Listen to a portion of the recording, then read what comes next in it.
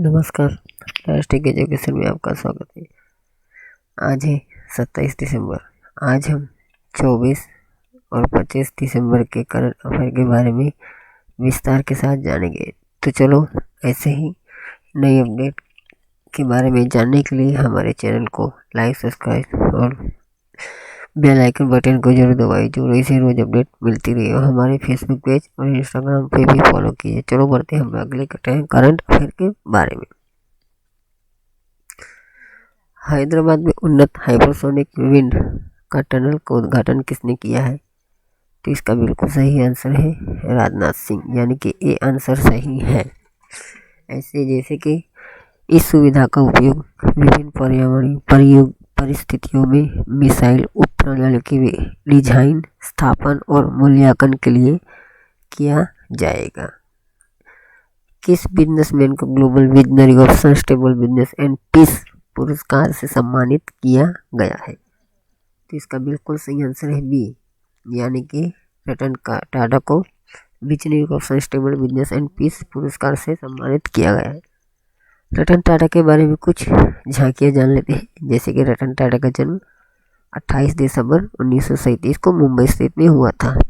पुरस्कार जैसे कि पद्म विभूषण 2008 में से सम्मानित किया गया था, वो भी ई पुरस्कार जो 2009 में सम्मानित किया गया था। 2008 में रतन टाटा को टाइम पत्रिका में विश्व के 100 सबसे प्रभावशाली लोगों की सूची में शामिल किया गया था। इसे भी याद रख सकते हैं।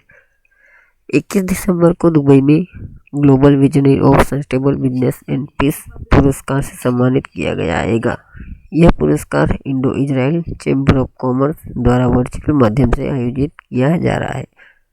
रतन टाटा की अपनी छोटी 1 लाख रुपये की कार नैनो के लिए सराहना की गई थी। मानव स्वतंत्रता सूचकांक 2020 में भारत कौन से स्थान पर रहा है? तो इसका बिल्कुल सही आंसर है सी, यानी कि 111वें स्थान पर रहा है। और कुछ देश के बारे में जान लेते हैं। जैसे कि 30वें स्थान पर न्यूजीलैंड, स्विट्जरलैंड, हांगकांग रहा है। 70वें स्थान पर जो अमेरिका और ब्रिटेन रहा है। 129वां स्थान पे चीन रहा है। जैसे कि केटे इंस्टीट्यूट ऑफ फ्रेजर इंस्टीट्यूट द्वारा कनाडा में प्रकाशित किया गया है। 2008 से 2018 तक 162 देशों के रैंक के लिए व्यक्तिगत नागरिकों को आर्थिक स्वतंत्रता 76 संकेतों को ध्यान में रखकर दिया जाता है। इस सूचकांक में देशों को 0 से लेकर 10 तक के बीच में रैंकिंग प्रदान की जाती है। 10 अंक जो सर्वाधिक मानव स्वतंत्रता को प्रदर्शित करता है। लॉन्च हुई पुस्तक कोविड-19 सभ्यता, संकट और समाधान के लेखक कौन है? तो इसका बिल्कुल सही आंसर है कैलाश सत्यार्थी। कैलाश सत्यार्थी के बारे में कुछ जान लेते हैं। जैसे कैलाश सत्यार्थी का जन्म 11 जनवरी 1954 विदिशा के मध्य प्रदेश में हुआ था। 2014 में नोबेल शांति पुरस्कार से सम्मानित किया गया थे। वो ग्लोबल मार्च अगेंस्ट चाइल्ड लेबर के अध्यक्ष भी थे। आईसीसी महिला विश्व कप 2012 की मेजबानी कौन सा देश करेगा? तो इसका बिल्कुल सही आंसर है ए, यानी कि इसकी मेजबानी न्यूजीलैंड करेगा। जैसे कि और कुछ वर्ल्ड कप के बारे में जान रहे हैं। जैसे T20 वर्ल्ड कप पुरुष विश्व कप 2021 की मेजबानी भारत करेगा। 2022 की इसकी मेजबानी ऑस्ट्रेलिया करेगा। इंडो तिब्बत सीमा पुलिस का अतिरिक्त महानिदेशक के रूप में किसे नियुक्त किया गया है? तो इसका बिल्कुल सही आंसर है मनोज सिंह रावत। जो 24 अक्टूबर 1962 को भारत तिब्बत सीमा पुलिस बल का गठन किया गया था। इस सीमा में आईटीबीपी के जवान काराकोरम दर्ज से लिपोलेक दर्रा और भारत नेपाल चीन त्रिसंगम तक 2114 किलोमीटर तक फैली सीमा की रक्षा करते हैं। L&T कंपनी के नए MD और CEO कौन बने हैं? तो इसका बिल्कुल सही आंसर है अमित चड्ढा। L&T जो एक मल्टीनेशनल वर्ल्ड वाइड कंपनी है। L&T की स्थापना 1938 में हुई थी। इसके संस्थापक हैं हेनिंग हॉल्क लार्सन। इसका मुख्यालय है मुंबई स्थित मुख्यालय है। राष्ट्रीय उपभोक्ता दिवस कब मनाया जाता है? तो इसका बिल्कुल सही आंसर है 24 दिसंबर को। और कुछ दिवस के बारे में जान रहे हैं, जैसे 23 दिसंबर को मनाया जाता है राष्ट्रीय किसान दिवस। 22 दिसंबर को मनाया जाता है महान गणितज्ञ रामानुजन का जन्म हुआ था। इस दिन के रूप में गणित दिवस के रूप में भी मनाया जाता है। 21 दिसंबर को जो साल का सबसे छोटा दिन होता है, इसे विंटर सोलेस्टाइल कैनाल से भी माना जाता है।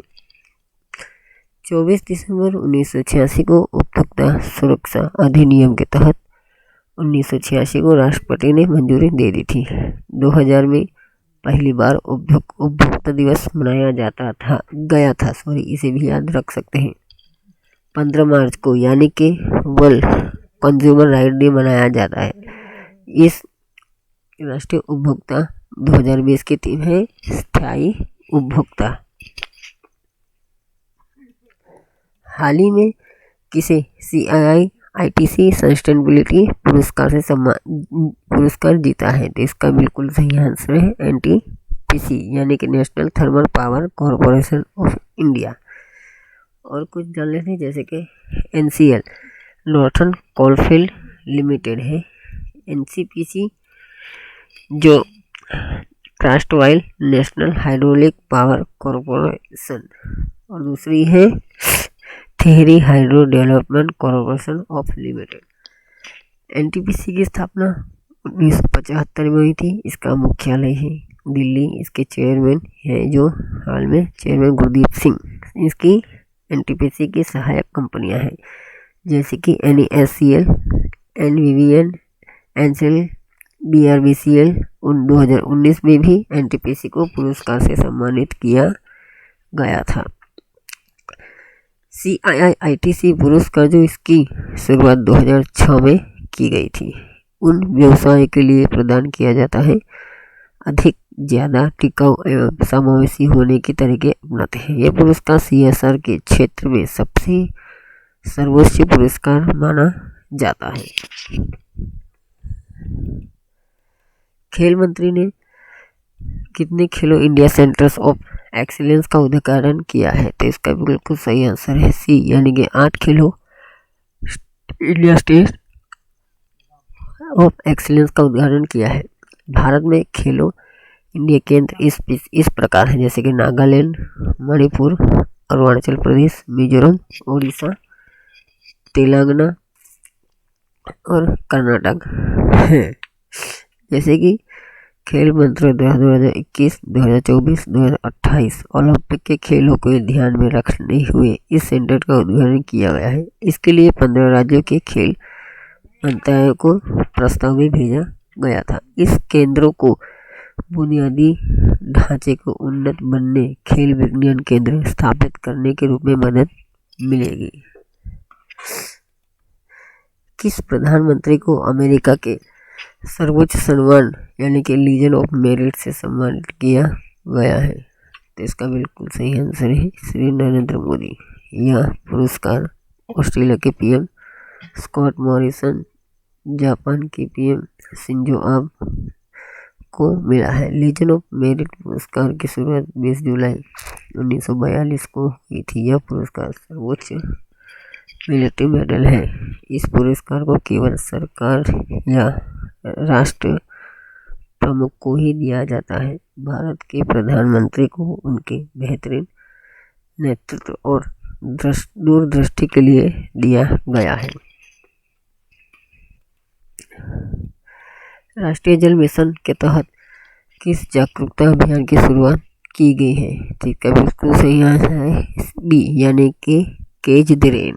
जैसे कि और कुछ जान लेते हैं अभियान के बारे में, जैसे कि मोदी सरकार जो उड़ीसा के मुख्यमंत्री के द्वारा चलाया गया था।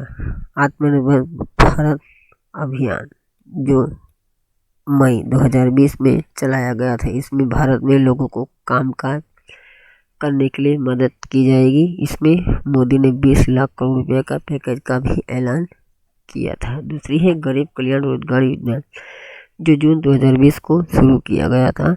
इसकी मदद से 116 जिलों में रोजगार मिलेगा।